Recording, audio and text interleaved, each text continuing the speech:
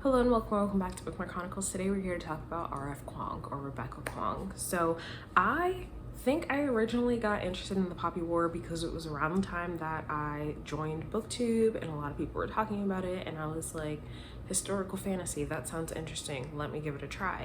Since then, I've pretty much been looking forward to anything that she puts out, and I've been having a pretty decent time overall, which is great because I feel like there's not a lot of authors that I have that with.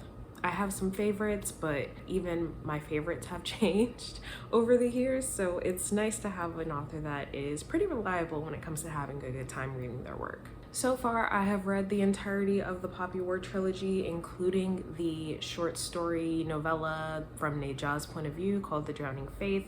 I've also read Babel and Yellowface. Nothing that I have read by her has earned less than 4 stars, so I think that's a pretty good indication of how much I enjoy her work overall, which is especially interesting because she has written in different genres. I have very few dislikes when it comes to her work. Honestly, I think that if I had to name anything, it's one that most of her characters are unlikable, but I think that's intentional. So perhaps she's doing a good job in doing what she's actually setting out to do.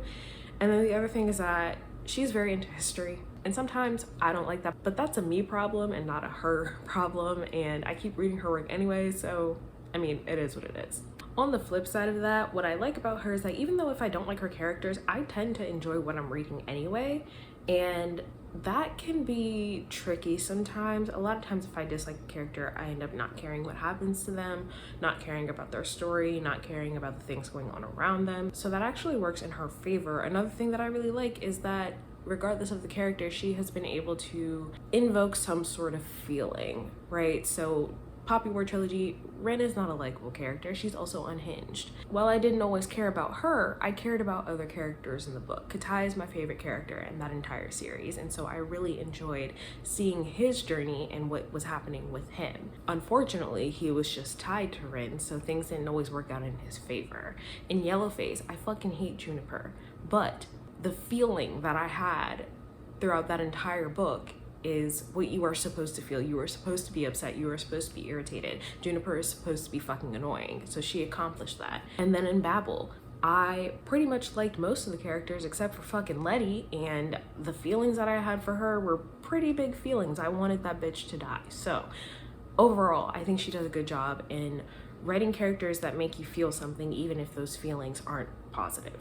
I also really like her storytelling and world building. If I hadn't been pulled in with the first Poppy War book, I would not have continued the series. If I wasn't pulled in with Babel, if I wasn't curious, I wouldn't have finished the book. So again, I will give her her flowers because even if I don't always like what's going on, even if I don't really care so much for some of the background noise that we're getting, it is always interesting, I'm always intrigued, and I always end up enjoying it in the end. For the Poppy War trilogy and the short story that comes with it, I rated the Poppy War and the Burning God 4.75 stars, and I gave the Dragon Republic and the Drowning Faith both 5 stars. This is a historical fantasy story set at a war academy. There are a ton of content warnings for that series, like pretty much anything that you can imagine it happens in that book, but it is set at wartime, so it is also a pretty accurate depiction of what you could expect. And of course, it is based in some Chinese history, and then she just added fantastical elements to it. In that series, we are following Ren. She is from one of the southernmost and poorest provinces in her country. I can't remember the name of the country, but she knows that her options are either to be married off to a man who is 3 times her age or to get into this war academy. So she spends 2 years studying really hard, and she ends up getting the highest score in her province. So she goes to the war academy. Halfway through her time there, an actual war breaks out. So she and her classmates are thrust to the front lines, and it is very interesting. The fantasy elements come in with shamanism and connections to gods, and it was overall really interesting. I don't read a ton of books that have to do with people dealing with gods, but I did like this one. Then I read Babel. I was a little on the fence about this one, but I ended up getting an arc of it, and I actually ended up enjoying it. I rated this one 4 stars. This is the lowest rating out of anything that I've read by her, and for me, there were a couple of things that contributed to that, and I think that if I had read it differently, then my rating may have changed. So with Babel, It is very history based. So if you're very into history, then I think you will definitely enjoy it. I am not super into history, so I didn't really care for the history of London and the history of languages, even though I like the translation pieces that we were getting and the history of certain translations. But the history of history overall was just like a lot for me. But also with the e-arc, I wasn't getting all the footnotes. There are a lot of footnotes in this book, and I think that if I had been able to access them better with a physical copy, then I might have enjoyed my reading experience a little bit more. But overall, with the rebellion and everything else going on, I think that she did a good job making accurate depictions. There was some discourse a little while back about a white reviewer saying that she didn't like Babel because it made her feel bad for being white, when that wasn't the point at all, and she just made accurate depictions of racism and colonialism. Imagine being so close to the point and still fucking missing it. But in Babel, we're following Robin. His entire family is dying of a disease. I don't remember what the disease was, but this white man comes along, saves his life, and takes him away from his home and is training him to be a translator at Oxford, right?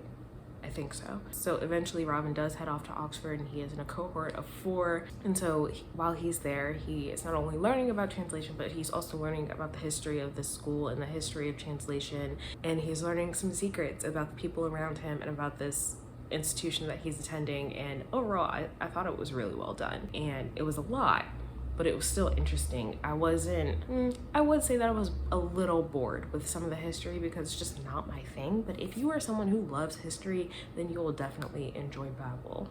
Babel does also have some fantastical elements to it, but it's very low on that. So that's just something to keep in mind if you do decide to read it. And then lastly, and most recently, I read Yellowface. The audiobook of this was available on Script. I guess literary fiction. It's definitely contemporary, but it's also like a satire, and she basically is shit-talking publishing and the things that they will allow people to get away with. And in this one, we are following Juniper, I don't remember what her last name is, but basically a white woman who steals the manuscript of an Asian author after her death, and we follow her journey from there. She does become very famous from this stolen manuscript, and being in her head was enraging, feels like an understatement. So once again, feelings were felt, and she definitely hit the mark. And the mental gymnastics that she puts herself through in order to justify so many of her actions, unfortunately, is very accurate. So again, she did a pretty good job. I rated Yellowface 5 stars, and so with everything that I've read, if I were to average out my ratings, it does come to a 4.75, which is basically a 5-star in my book. So I think that Rebecca Kuang is definitely an auto-buy for me, because she has yet to steer me wrong, and she's written in 3 different genres so far. The last author review that I did was of Lee Bardugo, and that did not go well. I have very negative feelings about her right now. Complete opposite of this. She just has disappointed me too many times, but if you're interested in that video, I'll have it linked in the cards and in the description. But when it comes to Rebecca, I'm definitely looking forward to whatever she is going to put out next. Honestly, when I first heard about Yellowface, I was intrigued, but I wasn't sure if I really wanted to read it.